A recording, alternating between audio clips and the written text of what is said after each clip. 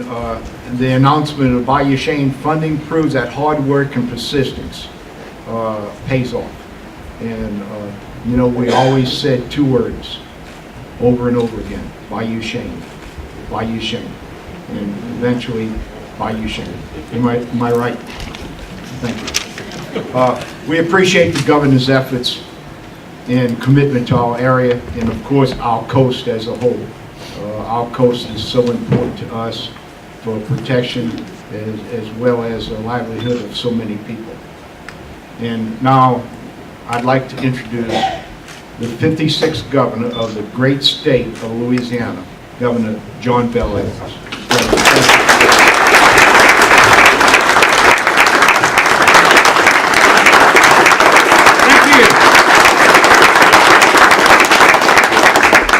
Thank you and good morning. It is so nice to be with all of you in St. Mary today. And you know, one of the things that I typically say when I go somewhere, it's always great to be wherever you are. So it's always great to be in St. Mary Parish.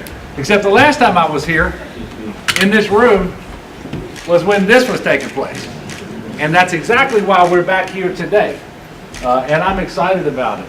As Bill said, it's two words, Bayou Chene, but I've heard those two words about 10,000 times. And at least half of those times from Sam Jones, and probably the other half from Brett. So look, it is good to be here today. And Bill, I want to commend you as the chair of the St. Mary Levee District Board. Also, I want to thank Tim Mott for his leadership as the executive director. You know, the entire staff really for the Levee District.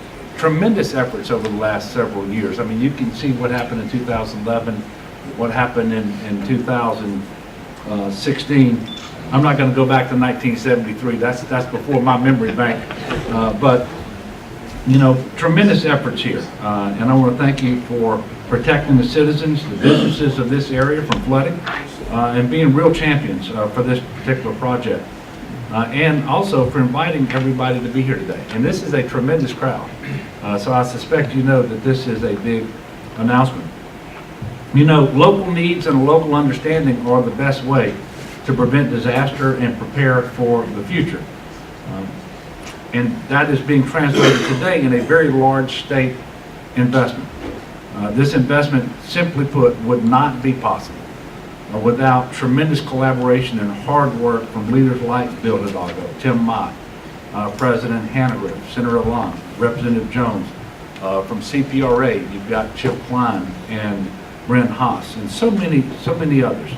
The perseverance and commitment of all those individuals and the groups they represent really is what brought us here today. We are here today because of a tough reality. Flood risk is an ever-present reality along coastal Louisiana. What we found out in 2016, in March and in August, it's a threat all over the state of Louisiana, but particularly along the coast. Here in Morgan City, 3 potential threats simultaneously: storm surge from the Gulf, riverine flooding, and of course, the unpredictability of intense rainfall. And in those 2 years, in 2011, 2016, it took extreme measures, quick thinking, and total coordination to avoid catastrophe here. And I'm sure that those long days and those tense moments were on your mind this year when the Corps just a few weeks ago was weighing the decision whether to open the Bonnie Carey spillway, and also looking at the potential for opening the Morganza spillway. And of course, that's the one that's most impactful here. Fortunately, the forecast has been revised. It looks like the river flooding, the river level, I should say, is peaked, and we shouldn't see any more increases in these rivers. And that's a good thing, because when I flew in a while ago, the water's already pretty high out there. And so as a result, we're not going to have to open the Morganza this year absent something really big and unpredicted happening going forward. But the anxiety that this puts on people in Louisiana and on businesses is tremendous. It takes a toll on the people entrusted to maintain the flood protection as well, and certainly on the residents. It's also not good for the economy. because you want people to have the confidence that if they invest their money here, that they're not going to lose that investment to flooding. So for all of those reasons, we are here today with a very big announcement. We come together to take another step forward to reducing that flood risk and providing more peace of mind to the people in this region. The Bayou Chene barge gate has had state and local support through the engineering and design phase, and we can finally say that it has construction funding as well. So that is the key development. That's what brings us all here today. CPRA has pledged $80 million for this project, and we will make good on that promise through commitment of GOMESA, the Gulf of Mexico Energy and Security Act funding that we're going to receive over the next 3 fiscal years. The temporary barge gate that Bill Hidalgo and Tim Mott and others pulled off in 2011, 2016 was effective. That's how we know we can invest this money and get a really good idea what the results are going to be. But it was not a long-term solution, obviously. The permanent structure that we're announcing today is a long-term solution. The extra protection this project affords is going to allow residents and business owners here to breathe a little bit easier, and not just in St. Mary Parish, but across the entire watershed. So that includes Terrebonne, and I see the parish president here today. That includes Lafourche and Assumption, Iberville, St. Martin. Some even say West Baton Rouge. But this is obviously a regionally significant project. When we build flood protection, we have to consider where the water is coming from and where it is going, regardless of political boundaries. Because you can't put a traffic cop there and say, oh, water, you can't go into this parish. It's going to go where Mother Nature and gravity dictate. And when projects like this can reduce risk for multiple jurisdictions, we know we're making the right investment. No, this was the first time that the Bonnie Carey structure was open for 2 years in a row, is this year. And it opened more gates, and it's going to be open for longer than is normally the case. So we can sit here today and we can be pretty sure that in the not too distant future, the Morganza spillway will be opened as well.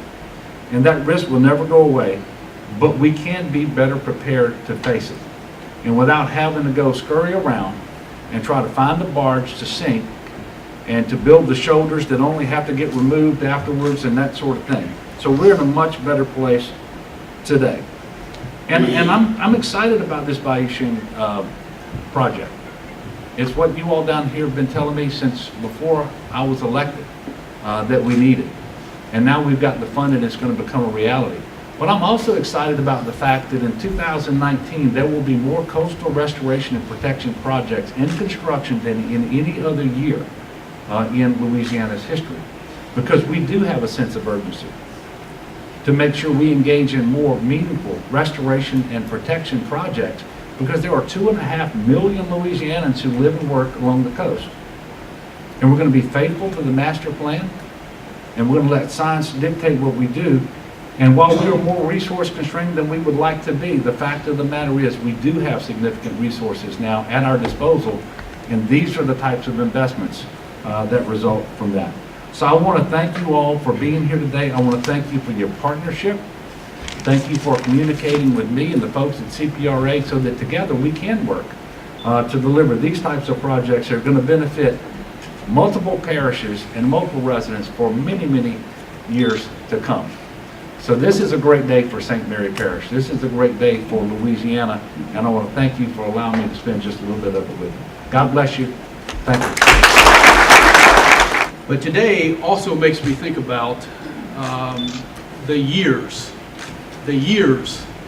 of planning, engineering, designing, the countless, and yes, I said countless, Bill, meetings and conference calls, some of which were not so pleasant. But it also is reflective of what can happen when you have a governor, you have a state agency, you have a parish government, you have multiple levy districts, and a legislative delegation that works towards a common goal. And that common goal has always been 2 words: And what exists today is what has existed over the last several years, and that is a true partnership. And that is the reason why we are here today. And while all of this is true, you know, today is really about all of you. It's about the people who live and work in this area that deserve the protection from flooding and from storm surge. And so you often hear Wendell Curall say, without flood protection, nothing else really matters, right? And that is true. And as the governor said, you know, a lot of people have been involved in this effort. From the legislative delegation to parish officials to the levee district staff. But if I could, I want to recognize one person that works within CPRA who has really served as the project manager on this project, and that is Ignacio Haruch. Ignacio is our chief of operations. He heads up our flood protection efforts, and he has really been the go-to within CPRA over the last several years. And I can tell you, Ignacio, without your efforts, we would not be here today. So I thank you for your efforts.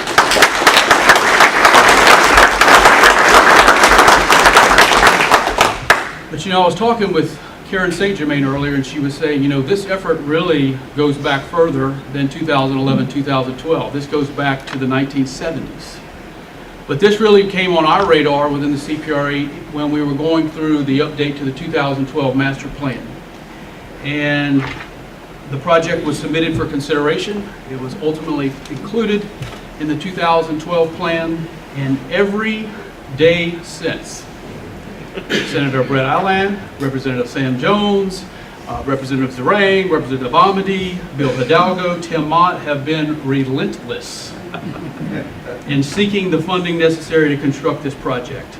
And I'm going to tell you this story. You would probably think that I'm exaggerating, but I would walk into a legislative committee hearing in the Capitol, and before I would even get to the mic to testify, Senator Allen was doing this at the on the dais, and would be mouthing the words Bayou Chene before I could even get to the microphone. And obviously, you know, that tactic worked, because today I have two words of my own: fully funded.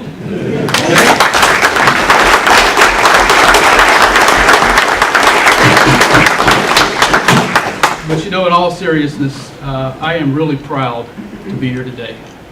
And I am thankful for the part that each and every one of you played in making today possible. So congratulations to all of you, and thank you very much. Listen, first and foremost, I want to thank the governor for being here. Without his support of this project, without the support of CPRA and Chip Klein, we wouldn't be here today.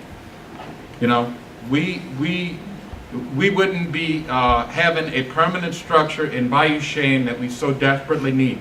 And yes, we were tenacious. I want to give full credit to my good colleague, Sam Jones. We were tenacious together. I can remember when, after I first got elected, he was elected, and we went to one of the road shows that CPRA does. And at the time, it was Garrett Graves who was the director. And we looked at the project board, and Bayou Chene wasn't on there. And I mean, immediately caused an argument between me and Garrett. I apologize for that, but what do you mean this isn't in the master plan? What do you mean it's not funded and doesn't have a path to get funded? But the first thing we did was we worked with Garrett, and Chip was there at the time, so was Jerome Zarang, and we got it included in the master plan. I think it took us 2 years to finally get that in there. The next thing we did was give Bill Hidalgo a seat on the CPRA board, just to let us know what was happening.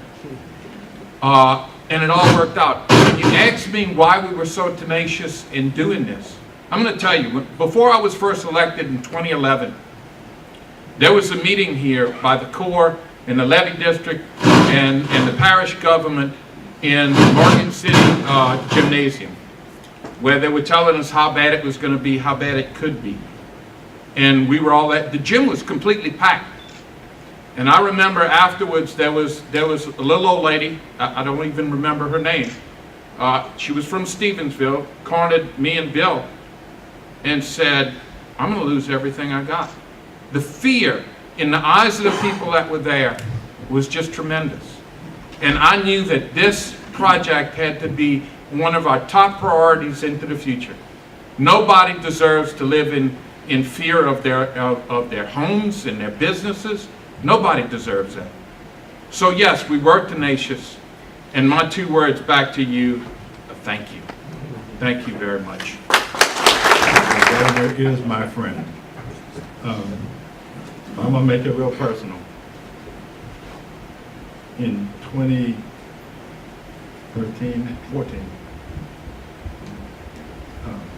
the governor was my seatmate, but I had, unfortunately, had to have open heart surgery, bypass surgery. And I called him after the surgery and everything, we talked before the surgery. And I said, John Bell, I don't think I can make the session this year. I said, I can't drive, I can't. He said, isn't that nice? I said, Sam, just come on and move in with me and I'll drive you to work. And he didn't really have to drive me to work too many times, but that's the kind of guy that I call my friend. He'll be my friend forever. And it's very, very personal. You don't get to know someone until you live with them for a little while. Let me tell you something.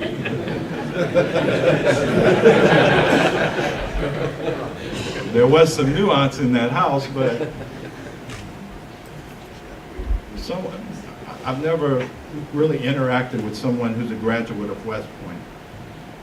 What I've learned is he's a graduate of the finest leadership school in the world. You don't just go through that place without coming out prepared for anything and everything. And he doesn't talk about this very much, but when you graduate from West Point, you have an engineering degree. He's not just an attorney or country lawyer by practice and all that. Well-read. This man would stay up all hours of the night to read every bill that we had coming up the next day because he never wanted to be ambushed by anything. That's the kind of leader that you want when you're in crisis or even when things are just going okay. So that's very personal to me, and I have never, ever been able to thank you enough for what you've done for me and my family. We in this parish have had the great benefit of having his leadership way beyond that. And I do not think we've ever had an $80 million investment in one fell swoop in this parish. That's how big that is. I'm not going to quote Joe Biden exactly, but that's a big blank deal. That is a big deal. And he didn't come just for that today, because there'll be more later. Got to figure out what's causing it. But Governor, just thank you for your thoughtfulness on this. I will tell 2 more stories, Brett.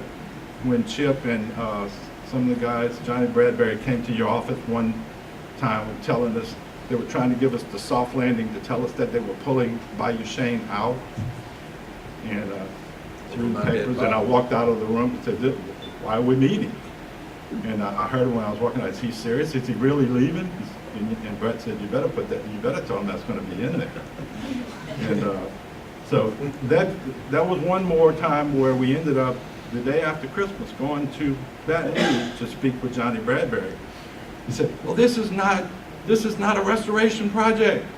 I said, let me quote Reggie Dupree and Gardy Dove. CPRA, coastal protection and restoration. Well, protection means protecting people as well as the fish and the ducks. By the way, people vote. And it's never harmful to remind politicians that look back at those parishes and see how you did. You did well in those parishes. We had good representation. Karen St. Germain, who's a distant cousin of mine, I'll confess that. And you know, her house is in Care Park. This impacts her. If Lake Barrette can't drain, she's flooded.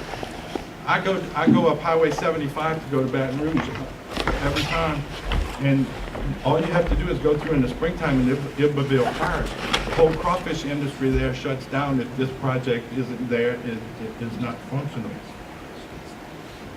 We have had great leadership in this parish. Bill Hidalgo has been the indispensable person that put together this levy district to make it functional like it is and successful. And I want to give him credit, and there's not an ounce of exaggeration in what I'm telling you about that. Bill, thank you.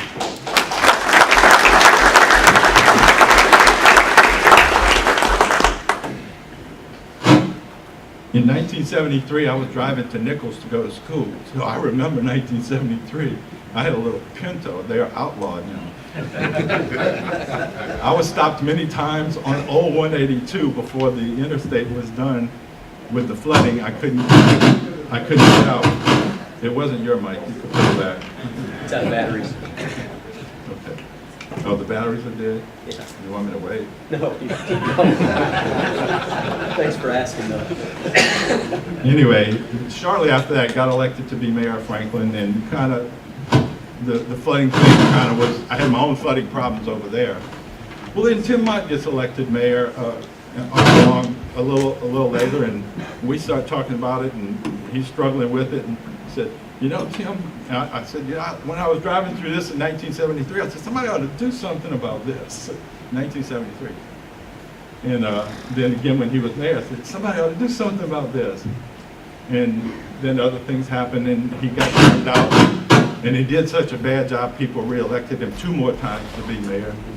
And we continue to have this, somebody got to do something about this.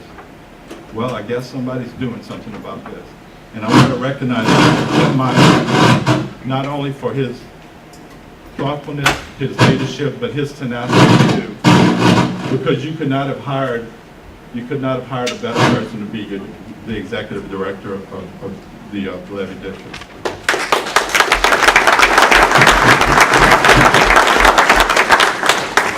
Chip Klein is an outstanding choice to lead the district. Governor had that conversation earlier. I said nobody knows more and better than he does. I do want to recognize the parish president from St. Martin Parish who's here. Stevensville is in his parish. Chester Cedars.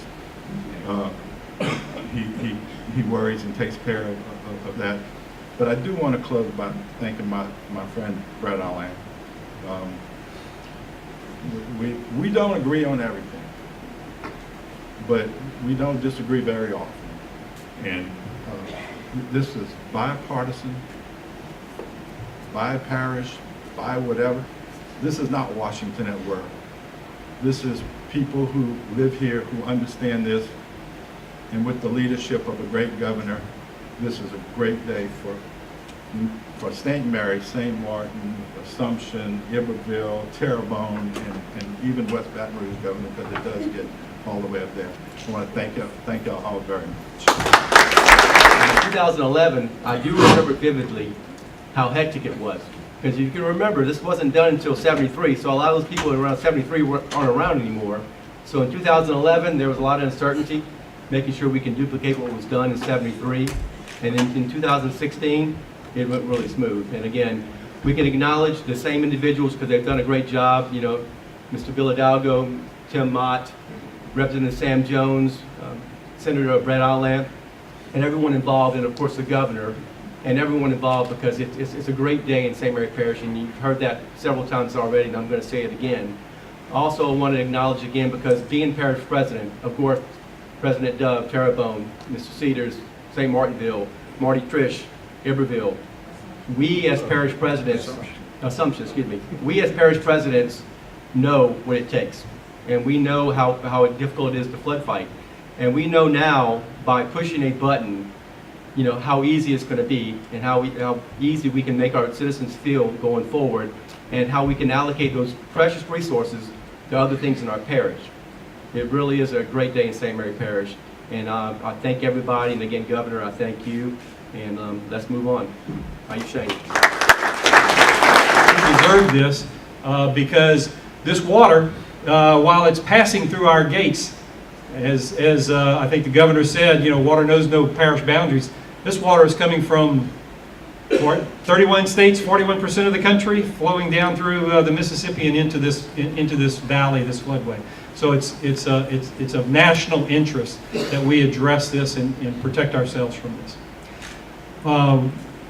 My job is pretty simple here today, is just to close our meeting, and I just have to say it again, thank you all for attending. Governor, thank you for bringing us this good news, thank you for bringing us the money, and I guess the next question always becomes, when are you going to get started? And I can also stand here and tell you we are vigorously attacking the schedule.